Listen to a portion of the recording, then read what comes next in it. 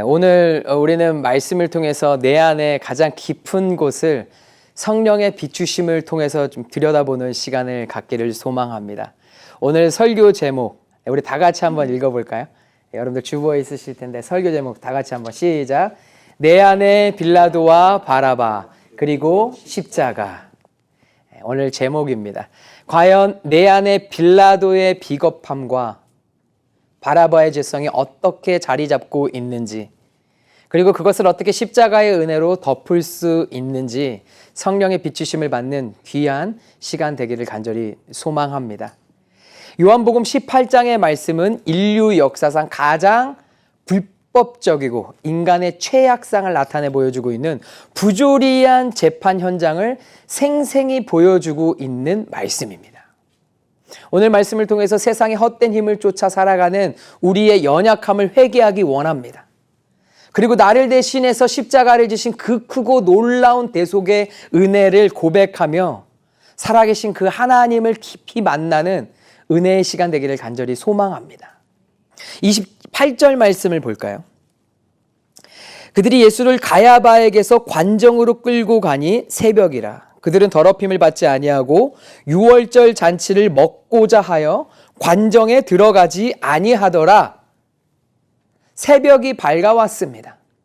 종교 지도자들은 예수님을 대제사장 가야바의 집에서 어디로 끌고 간 거예요? 로마 총독 이방인 빌라도의 관정으로 끌고 갑니다. 종교 지도자들은 예수님을 이방인 총독에게 넘겨서 죽이려고 하고 있으면서도 어떤 모습을 보이고 있냐면요, 정작 자신들은 한 발 뒤로 빼면서 총독 관정에는 들어가지 않는 모습을 보이고 있습니다.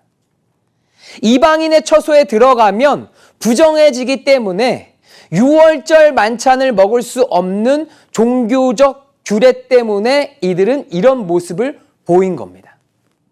너무나 비열한 모습이죠. 이기적인 인간의 밑바닥을 볼 수 있는 장면입니다. 아무런 죄가 없으신 예수 그리스도, 구원자 메시아, 자신들의 죄를 씻기기 위해서 이 땅에 오신 예수님을 죽이기 위해서 안간 힘을 다 쓰면서도 자신들에게 불리하고 불이익에 있어서는 한치의 손해도 보지 않으려고 발악을 하는 모습을 지금 보고 있는 겁니다. 살인을 계획하는 자들이 한편에서는 또 정결 규례는 철저하게 지켜보고자 애쓰고 있는 거예요. 지금 그들이 예수님을 대하는 모든 과정과 절차 여러분들 어떻습니까? 불법입니다. 잘못됐습니다. 거룩하신 예수님을 알아보지 못하면서도 하나님의 율법 정결 규례는 지키려고 하는 아주 잘못된 모습들을 나타내 보여주고 있다는 거예요. 메시아를 십자가에 못 박아 죽이려는 살인 음모를 이들은 지금 꾸미고 있습니다. 그들 속에는 피를 향한 살이와 탐욕과 불법이 가득 넘치고 있었어요.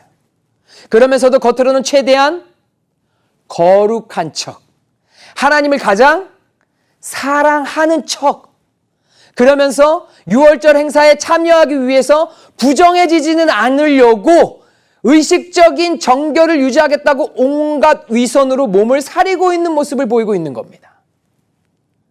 유대인들이 뭐라고 말하죠? 31절 말씀 볼까요? 우리 한번 31절 말씀 다 같이 한번 읽어보겠습니다. 시작. 빌라도가 이르되 너희가 그를 데려다가 너희 법대로 재판하라. 유대인들이 이르되 우리에게는 사람을 죽이는 권한이 없나이다 하니. 우리에게는 사람을 죽이는 권한이 없습니다. 이럴 때는 로마의 식민지였던 것이 참 잘됐다, 참 좋다라고 이들은 스스로 여겼을 것입니다. 어차피 자신들에게는 사형 집행 권한이 없기 때문에 로마 이방인 빌라도에게 예수를 넘기자. 예수를 죽여야 하는데 자신들이 나섰다가는 밀란이 일어나기라도 한다면 감당이 안 될 것 같고 책임지고 싶지도 않고 여기까지 불법적으로 다 끌고 왔어도 결정적인 부분에 있어서는 차라리 빌라도에게 넘겨서 로마 권력을 이용한 책임 전가와 자신들의 목적을 한번 달성해 보자라는 식, 나름대로 여러 방면에서 우리가 참 합리적인 선택을 했을 거라고 그들 스스로는 자부했을 것입니다. 참 간사한 모습입니다. 모든 것이 다 불법이고 자신들의 목적을 이루고자 치밀한 계획 아래 이 모든 것을 추진했습니다. 지금 누구 앞에서? 예수님 앞에서, 만왕의 왕이신 이 땅의 알파와 오메가 되시는 예수님 앞에서 머리를 쓰고 있는 인간의 교활한 모습을 보고 있다는 거예요. 가장 악랄하고 지저분하고 최악의 상황 가운데 십자가를 감당하신 예수 그리스도.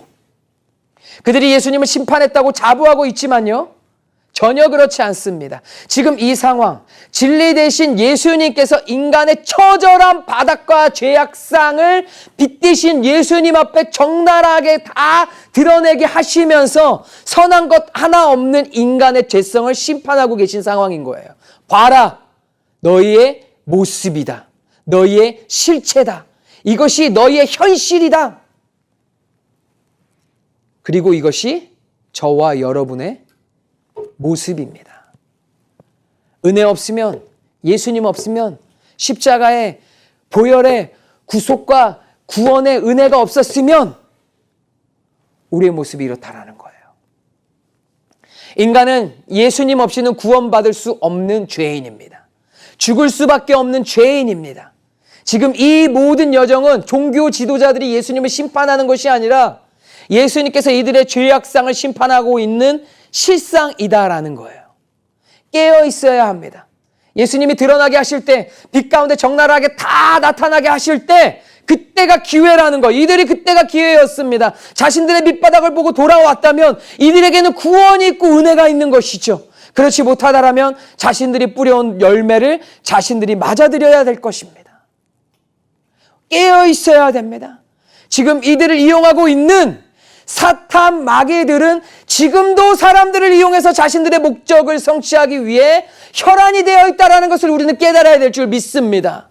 그 사탄 마귀들이 누구를 공격하는 것입니까? 이미 자신들이 종 삼았던 자들, 노예 삼았던 자들은 맘 놓고 종 부리겠죠. 하지만 하나님의 자녀들, 예수의 영, 성령의 영의 인도함을 받고 있는 자들을 향해 얼마나 혈안이 되어서 하나님 아버지의 마음을 뺏어가기 위해서, 주님의 임재에 있는 곳으로 나아가지 못하게 하기 위해서, 십자가의 길 가운데 승리의 면류관을 받아들이지 못하기 위해서 어떻게든지 끝까지 혈안이 돼서 그들은 역사하고 있는 존재들이라는 것을 우리는 깨달아야 될 줄 믿습니다. 깨어있지 않으면 예수를 불법으로 잡아 죽인 그들의 손에 우리도 쓰러질 수밖에 없다라는 거예요. 이 말씀에서 오늘날 우리의 신앙을 뒤흔드는 두 가지 영적인 경고를 우리는 마주해야 될 줄 믿습니다. 첫 번째, 신앙의 이름으로 내 욕심을 포장하는 위선을 경계하고 버려야 합니다. 유대 지도자들의 문제는요, 거룩한 율법을 이용해서 자신들의 욕망을 정당화한 데 있습니다. 거룩한 율법이 그들의 손에 주어지는 순간, 그들의 눈에 보이는 순간 더 이상 거룩이 아니었습니다. 수단과 이용, 정치적 방법밖에 되지 않았다는 거예요. 왜요? 그 율법의 실체가, 말씀의 실체가 예수님께서 이 땅에 오셨는데 그 예수님을 보지 못하고 깨닫지 못하고 글로 적혀있는 그저 자신들의 손안에 쥐어있는 정치적 수사과 목적을 가지고 뭔가를 이뤄내기 위한 악하고 타락한 삶을 살았다라는 거예요. 그들은 하나님을 섬기는 척했지만, 사랑하는 척했지만 사실 자기 안에 탐욕과 기득권이라는 우상 숭배를 섬기고 있었습니다. 자기라는 우상을 숨기고 있었다라는 거예요.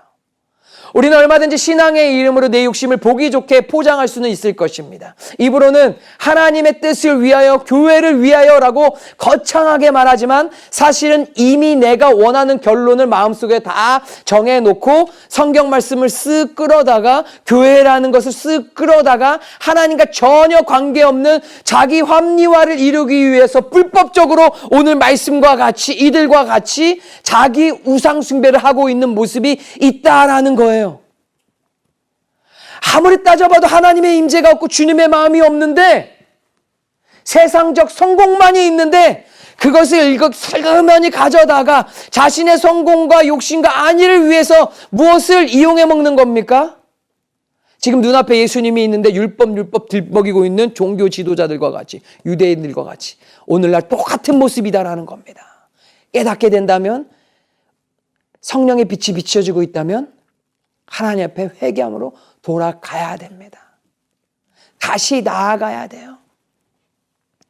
믿음은 있지만 그저 어린아이와 같이 어떻게 해서더라도 내 뜻과 목적을 하나님 앞에서 관찰시키기 위해 하나님과 관계없는데도 불구하고 때를 쓰고 쪼르면서 자신의 계획에 하나님을 이용하기 위해 우리가 하나님 앞에 기도라는 수단을 가지고 나아갈 때도 있다라는 거예요. 다 회개거리입니다. 기도는 무엇이죠? 주님과 대화하는 거잖아요. 소통하는 거잖아요. 하지만 기도라는 수단을 자신 성공 목적으로 이용하고 있는 거예요. 하나님 이거 이렇게 해주세요. 하나님한테 일방적으로 말하고 있지만 속에는 아니요. 말하고 있는 것도 아니에요. 이미 결론을 내가 다 지어놓고 있는 거예요. 나의 계획은 다 지어놓고 절차에 따라서 이렇게 해야지 형식적인 것이지 절차적인 것이지 자기 틀 안에 자기 합리화를 위해서 자기 즐거움을 위해서 나아가고 있는 모습들이 있다는 겁니다. 더 깊이 보면요. 우리 안에 큰 죄는 보지 못하면서 작은 종교적인 형식에는 지나치게 민감하게 반응할 때도 있다라는 거예요. 여러분들 그런 모습들 보게 되잖아요. 사람들 봤을 때. 너는 이런 부분들을 굉장히 하나님 앞에 하면서 왜 반대로 이런 부분들은 그냥 무시하고 지나가냐. 예를 들면요. 주일 예배는 빠지지 않으려고 애를 쓰면서도 주일 예배 빠지지 않는 거 당연한 겁니다. 은혜입니다. 그러면서도 삶에서는 가족들과 가까운 이웃을 사랑하지 못하는 모습들이 있다는 거예요. 교회에서의 예배는 드리면서 삶의 예배는 드리지 못하는 모습이 있다는 겁니다. 하나님 앞에 나와서는 형제자매들에게 사랑합니다, 축복합니다를 말하지만 실상 주변에 나에게 상처 준 사람들에게는 끝까지 용서하지 못하고 두고두고 저주하면서 미워하는 모습들이 우리 안에 있다라는 거예요. 성경은 읽으면서도 그 말씀이 강조하고 가르치는 대로 살아내고자 하는 순종하는 삶의 모습은 전혀 없다라는 것입니다. 겉모습은 하나님과 가까워 보이지만 중심은 하나님과 아무런 상관없는 이것이 무엇입니까? 종교적 껍데기. 이것이 바로 유대 지도자들의 모습이자 오늘 우리를 향한 엄중한 경고의 메시지입니다. 두 번째, 책임을 회피하고 정당화하는 영적 비겁함의 모습들이 있다라는 거예요. 우리 안에 영적 비겁함. 유대 지도자들은 자신의 죄는 숨기고 책임을 다른 사람들에게 떠넘겼습니다. 모든 법적인 책임은 빌라도에게 넘기고 합리적이고 타당한 이유로 자신들은 원하는 결과만 쏙 빼먹으려고 했던 치밀하고 비겁한 계산이 담겨있는 그들의 술수였다라는 거예요. 오늘날도 마찬가지입니다. 분명 내 잘못이고 내 탐욕 때문에 일어난 결과임에도 불구하고 환경 탓하고 사람 탓하고 남 탓하고 시대 탓하고 탓하다 보니까 누구까지 탓하느냐? 하나님까지 탓하는 모습을 보게 된다는 겁니다. 세상이 주는 유혹과 편리함에 빠져서 죄악과 위선을 성령이 주시는 자유함으로 합리화하고 방치하고 내 책임을 회피하고 비겁하게 하나님의 얼굴을 피해 나무 사이에 숨어버리는 아담과 하와 같은 모습이 지금 우리에게도 있다라는 거예요. 하나님 앞에서는 숨길 수 없습니다. 피하고 숨으려고 하는 것, 방관하는 것, 하나님 앞에 죄입니다. 죄예요. 주님의 마음을 가지고 진리가 진리인 것을 밝혀야 합니다. 그 빛이 비춰줘야지 어떻게 되나요? 죄를 회개하고 자복하고 예수님 앞에 나아올 수 있는 길이 열리게 되는 거잖아요. 방관해서도 안 됩니다. 시대적인 죄, 지역적으로 어둠의 영 가운데 잡혀있는 이런 죄악상들, 나는 잘 몰라. 나랑은 관계없어. 잘못하다가는 나만 이상한 사람 될 것 같다. 라는 방관하는 죄까지 다 하나님 앞에 내려놓고 버려야 될 줄 믿습니다. 하나님은 우리의 모든 것을 아시는 분이십니다. 우리의 생각과 마음, 행동 뒤에 숨은 치밀한 동기와 의도까지 불꽃 같은 눈동자로 다 헤아리시는 분이십니다. 숨고 피해봤자 죄는 더해지는 거예요. 가중될 뿐이에요. 왜요? 숨고 피하는 것은 뱀의 도움 없이는 불가능합니다. 사탄의 마귀의 도움 없이는 불가능합니다. 찔림받고 수치심을 느끼고 깨닫는 마음은 성령이 도우고 계신다라는 증거예요. 빛 가운데로 나와야 회복이 있습니다. 치부가 드러나면 고통스럽죠. 수치스러울 수도 있지만요. 우리 주님은 사랑하는 자들을 그대로 내버려 두시지 않는 분이십니다. 우리 말씀 한 구절 찾아볼까요? 시편 말씀입니다. 우리 시편 147편 1절부터 6절까지 한번 보겠습니다. 시편 147편 1절부터 6절. 할렐루야, 우리 하나님을 찬양하는 일이 선하며 찬송하는 일이 아름답고 마땅하도다. 여호와께서 예루살렘을 세우시며 이스라엘의 흩어진 자들을 모으시며 상심한 자들을 고치시며 그들의 상처를 싸매시는도다. 그가 별들의 수요를 세시고 그것들을 다 이름대로 부르시는도다. 우리 주는 위대하시며 능력이 많으시며 그의 지혜가 무궁하시도다. 여호와께서 겸손한 자들은 붙드시고 악인들은 땅에 엎드려뜨리시는도다. 아멘. 우리 주님은 고치시고 상처를 싸매시고 회복시키시고 이전보다 더한 은혜로 역사하는 분이십니다. 십자가 앞에 담대히 나아가시기를 축원합니다. 회개하고 용서받고 치유받고 성령의 새 사람을 입으시기를 예수님의 이름으로 축원합니다. 종교 지도자들의 모습과 오늘날 우리의 모습에 큰 차이가 없는 것 무엇일까요? 우리는 같은 사람이기 때문입니다.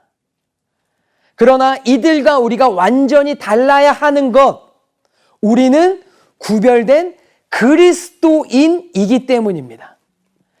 목적을 달성하기 위해서라면, 내 뜻대로 내 마음대로 뭔가를 성취하기 위해서라면 치밀한 계획과 계산으로 불법도 타협하고 합리화하며 살아간다면 이들과 별반 다를 바 없는 인생이 되어버리는 것이에요.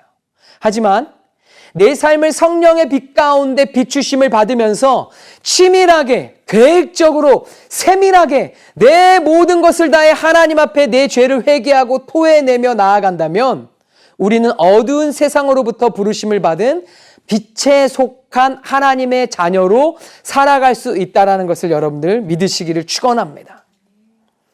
하나님이 주신 민간함과 민첩함을 내 영혼육이 거룩해지기 위한 수단으로 사용하며 구별된 특별함을 입은 하나님의 자녀가 되기를 소망합니다. 자, 이제 총독 빌라도는요, 예수님과 1대1 대면에 들어갑니다. 빌라도는 군사력과 권력을 숭배하는 로마 제국의 총독이었습니다. 예수님께 묻습니다. 네가 유대인의 왕이냐? 예수님이 대답하십니다. 36절 말씀 우리 다 같이 한번 볼까요? 다 같이 한번 읽어보겠습니다. 36절 말씀 시작. 예수께서 대답하시되 내 나라는 이 세상에 속한 것이 아니니라. 만일 내 나라가 이 세상에 속한 것이었더라면 내 종들이 싸워 나로 유대인들에게 넘겨지지 않게 하였으리라. 이제 내 나라는 여기에 속한 것이 아니니라. 아멘.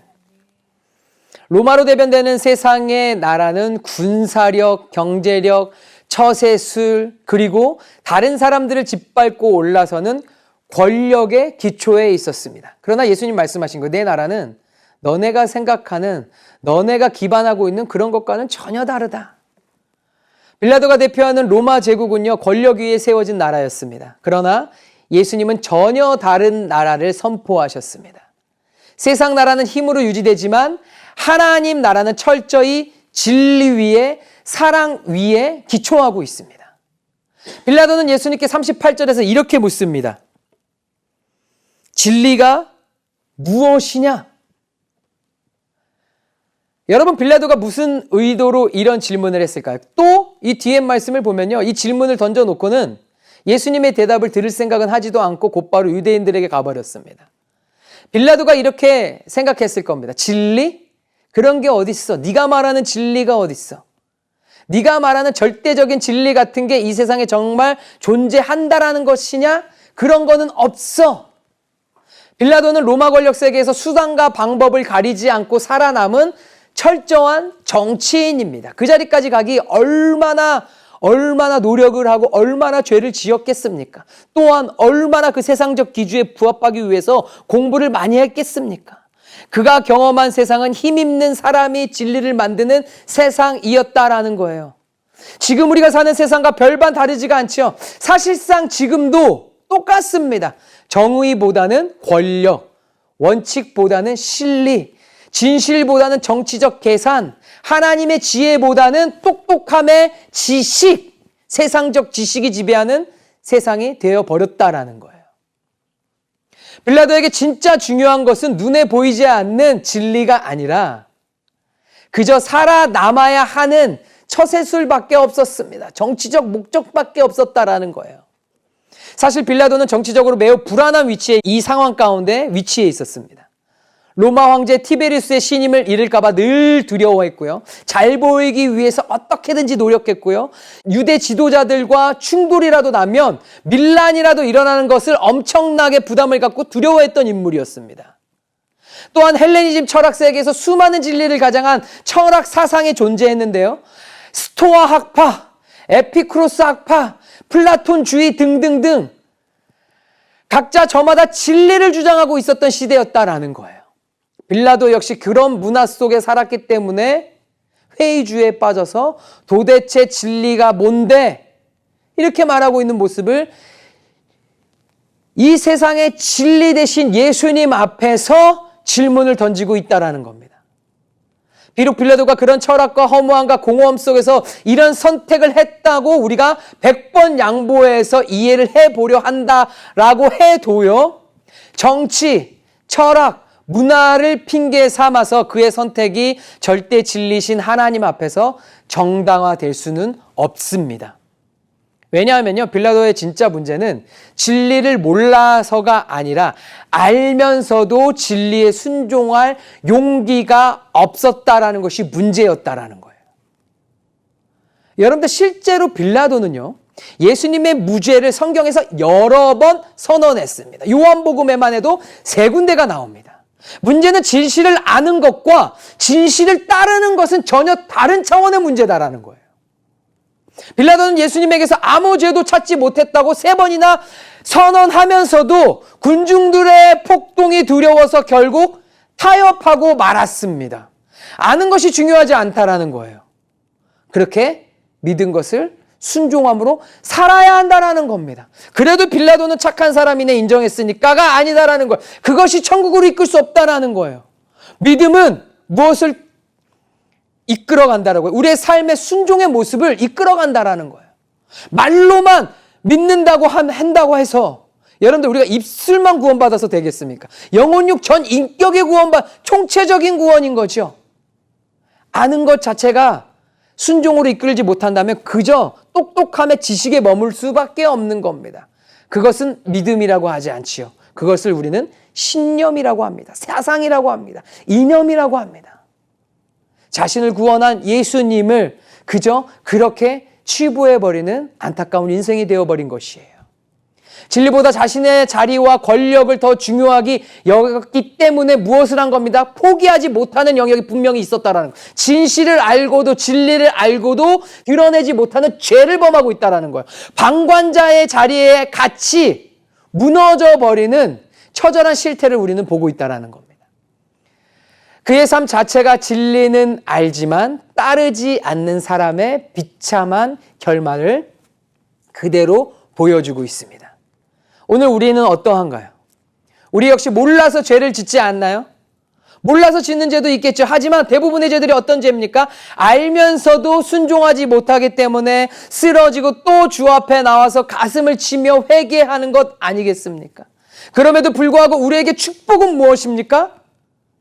다시 회개할 수 있는 것이 축복입니다.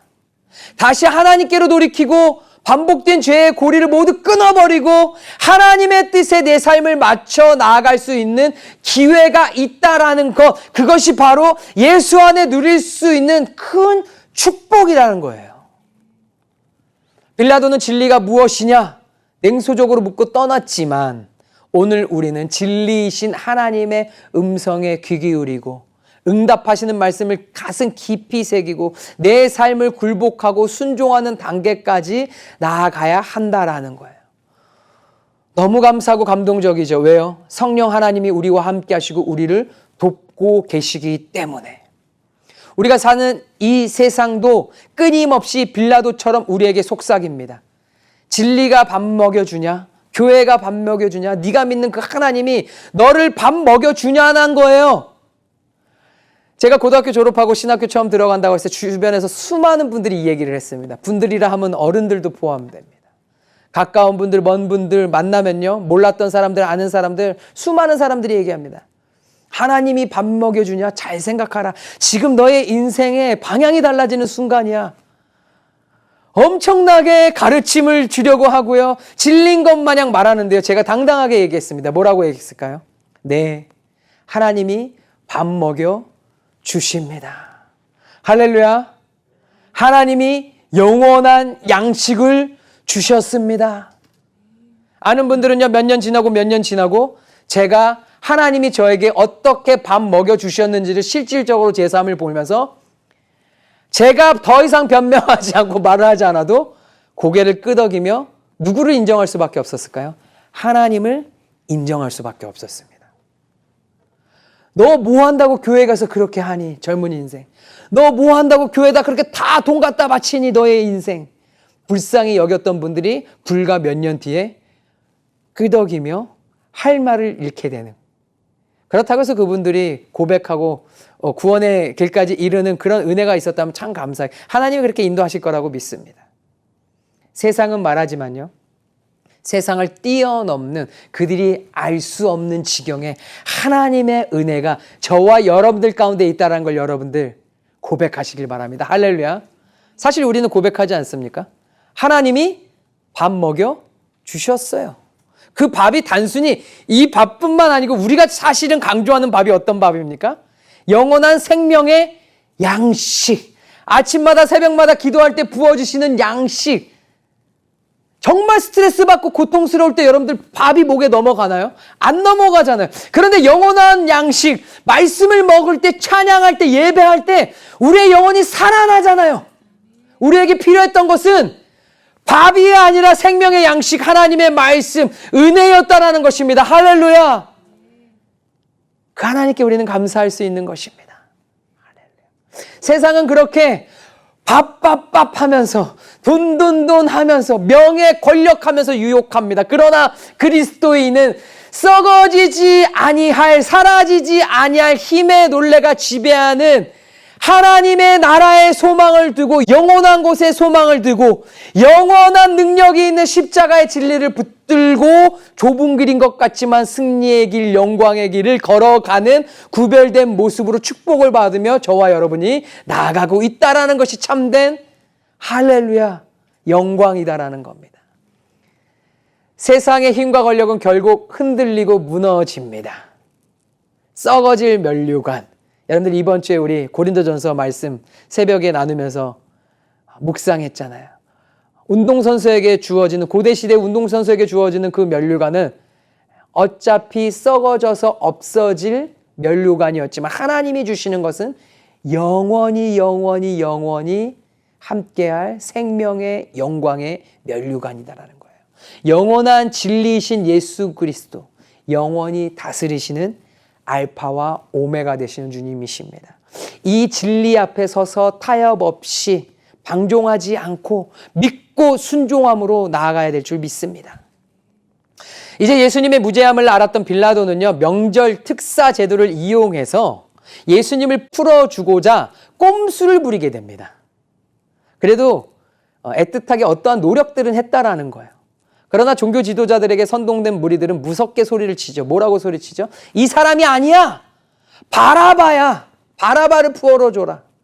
바라바가 여러분들 누구입니까? 바라바는요, 단순한 좀도둑이 아니었어요. 복음서들을 종합해서 보면요, 바라바는 밀란을 일으키고 살인을 저지른 폭동의 주동자였습니다. 오늘날로 하면 정치적인 테러리스트에 가까운 인물이었어요. 그러니까 로마 입장에서는 반드시 바라바를 처형해야 할 위험 인물이었습니다. 성경은 그를 강도요, 밀란을 꾸미고 살인을 저지른 흉악한 폭동으로 주동자로 그렇게 기록하고 있습니다. 그야말로 십자가의 무서운 형벌을 받다 마땅한 사형수였는데 지금 예수 그리스도를 대신해서 누구를 풀어주자는 거예요? 바라바를 풀어주자라고 하는 거예요. 여러분들 바라바의 이름의 뜻을 아시나요? 아람어로 바르, 아들이라는 뜻과 아바, 아버지라고 하는 이 뜻이 합쳐진 이름입니다. 바라바. 즉 바라바는 아버지의 아들이라는 뜻이에요. 이름 자체가. 바라바는 죄와 반역 가운데 살아갔던 아버지와 아들, 즉 무엇을 의미하냐면 인간, 사람의 모습을 대표하고 있는 겁니다. 이런 바라바를 풀어주느냐 아니면 하나님의 아들인 예수님을 풀어주느냐, 극히 대조되고 있는 모습이죠. 인간의 아버지의 아들을 풀어주느냐. 그러니까 인간이 뭐예요? 하나님의 은총을 경험하지 못한, 은혜의 그 구속의 통로 가운데 들어오지 못한, 세상적으로 그냥 죄를 지으면서 죄악의 참상 가운데 살아가고 있는 아버지의 아들을 풀어주느냐, 아니면 구원자이신 하나님의 아들을 풀어주느냐. 사람들은 바라바를 선택하고 예수님을 어떻게 했습니까? 버렸습니다. 결국 사형수 바라바의 결박이 풀리고 죄 없으신 예수님이 그 사형수를 대신해서 결박을 당하고 십자가로 향하셨습니다. 우리 입장에서 봤을 땐 답답하죠. 화가 나죠. 열받죠. 억울하죠. 그런데 여러분들 아세요? 이것이 바로 복음입니다. 놀라운 고백을 하게 된 이것이 복음입니다. 왜요? 철저한 대속의 은혜. 대신 죽으심의 속량의 은혜. 이런 죽어 마땅한, 당연히 십자가 처형을 받아 마땅한 테러리스트 사형수 같은 바라바를 대신해서 뭐 하신, 예수님이 대신해서 죽으신 십자가의 은혜. 바라바는 감옥에서 두려움에 떨며 십자가의 사형 집행을 기다리고 있었을 것입니다. 그러나 그는 살아났습니다. 자기 대신 예수님이 죽으셨기 때문이에요. 우리는 바라바가 이후에 어떤 삶을 살았는지 기록이 없기 때문에 모릅니다. 그러나 한 가지 분명합니다. 바라바는 자신이 져야 할 십자가의 죽음을 예수님께 넘겨준 사람이다라는 거예요. 이 모습을 보면서 바라바, 오늘날로 하면 누구일까? 여러분들 바라바 하면 누가 생각나시나요? 오늘날 누가 바라바일까요? 바로 저와 여러분이다라는 거예요. 하나님을 반역하고 내 고집과 탐욕으로 영적인 살인을 저지르면서 살아왔던 흉악한 죄인, 영원한 지옥의 형벌과 십자가의 저주를 받아 마땅한, 죽어 마땅한, 지옥에 가야 할 마땅한 죄인, 바로 저와 여러분입니다. 이거 부인해서는 안 돼요. 그런데 심판관이신 하나님께서 무죄하신 독생자 예수 그리스도, 독생자 아들 예수 그리스도를 사형대에 세우시고 죄인인 나를 향해 너는 무죄다, 이제 밝은 빛이 비춰졌다, 아침이다, 너는 나가라, 풀려났다라고 선언하신 그 사건, 그것이 바로 십자가입니다. 할렐루야. 이 처절한 가운데, 비통한 가운데 놀라운 은혜를 고백하게 되는 줄 믿습니다. 그렇습니다. 우리는 유대 지도자들 향해 손가락하기에 앞서서 먼저 이 말씀 앞에 잠잠히 십자가 앞에 내가 서야 합니다. 왜냐하면 그들의 추악한 위선과 책임전과 방황하는 모습들, 그런 모습들이 사실상 우리 안에도 고스란히 살아 숨쉬고 있기 때문이다라는 거예요. 우리 모두 하나님보다 내 욕망을 더 사랑했던 죄인들이고요. 책임과 희생보다는 나의 유익과 편리함을 먼저 계산하고 있었던 비겁한 사람들입니다. 우리 안에 이 비참한 죄성을 빛 가운데 드러내야 합니다. 찌꺼기까지 다 싹싹 예수의 보혈로 다 청결하게 씻음 받아야 합니다. 예수 그리스도의 십자가가 왜 우리에게 그토록 절대적으로 필요한지를 처절하게 깨닫는 이 말씀으로 우리가 받아들여야 한다는 것입니다. 오직 예수님밖에 없습니다. 누가 바라바를 위해서 대신 십자가를 져줄 수 있겠습니까? 그의 아버지가, 그의 어머니가 그렇게 할 수 있겠습니까? 저주의 상징인 당시 가장 비참하고 고통스러운 처형, 십자가형인데 누가 그걸 할 수 있겠습니까? 그런데 예수님이 아시면서도 그 길을 걸어가셨다라는 거예요. 입장 바꿔 생각해 보세요. 죄를 위해서 내가 죽는다고? 차라리 다른 사람을 바꿔달라고 요구까지 하지 않았을까요? 내 목숨값이 죄라고? 차라리 교도소에서 생활이라도 잘하고 그나마 형량이 덜한 사람하고 좀 바꿔줘라고 요구라도 하지 않았을까요? 인간적인 모습으로 생각했을 때 예수님은 그런 어떠한 모습도 보이지 않으시고 정말 대속의 은혜라는 것이 무엇인지 깨닫고 알게 하기 위해서 이 모든 여정을 걸어가셨어요. 누굴 위해서요? 나를 위해서. 예수님밖에 없습니다. 예수 그리스도께서 십자가에서 흘리신 보혈을 통하지 않으면 이 모든 것은 불가능합니다. 우리의 이기적인 책임 전가를 멈추게 하는 것은 나의 도덕적인 의의가 아니라 나 같은 죄인을 대신해서 죽으신 십자가의 압도적인 사랑으로 말미암아 이 모든 것이 가능했다라는 거예요. 내가 뭔데? 나를 위해 예수님이. 하나님께서 오늘 찾으시는 사람은요, 겉으로 완벽한 사람이 절대 아닙니다. 중심을 보시는 하나님, 나의 생각과 마음을 다 아시는 하나님. 우리는 이 유대인들과 같이, 종교 지도자들과 같이 우리 손으로 칼을 들고 사람을 죽이진 않아도 우리 생각과 마음 가운데 사람들을 살인하고 있지 않은지 보기 원합니다. 예수님을 잡아 죽이려고 했던 것 같이 우리는 하나님의 사람들을 향해서 칼날을 휘두르고 있지 않은지는 보기 원합니다.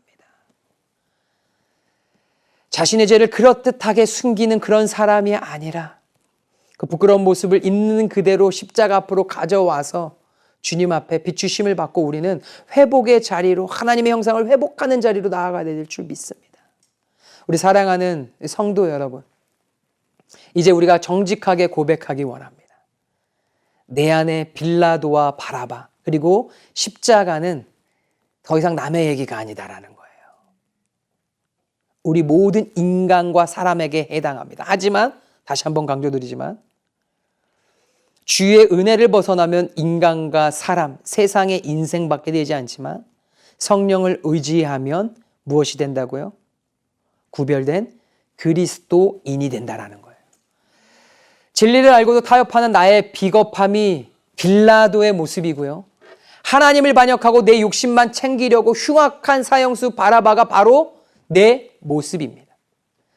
그러나 우리는 감사할 수 있지요. 그 부끄러운 빌라도와 바라바를 십자가의 보혈로 완전히 덮으시고 너는 무죄다라고 선언하신 예수님의 은혜가 오늘 우리를 다시 살리셨기 때문입니다. 이제 가시게 가면을 모두 다 벗어버리고 오직 십자가의 능력으로만 살아가는 구별된 특별한 사랑받는 하나님의 자녀가 되시길 예수님의 이름으로 축원합니다. 아멘. 우리 함께 고백하겠습니다. 십자가를 참으신 어린 양 예수, 십자가를 참으신 어린 양 예수, 내 죄 씻어주시고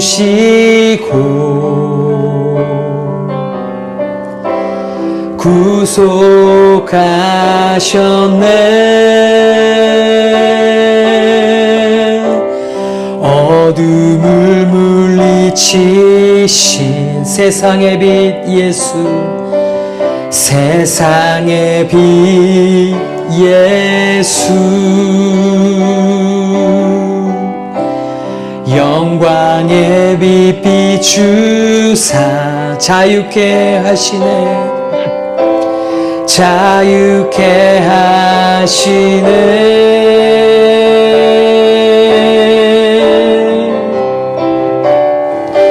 예수 하나님의 완전한 사랑, 예수 하나님의 값없는 은혜, 예수 하나님의 놀라운 지혜, 아름다운 그 이름 예수.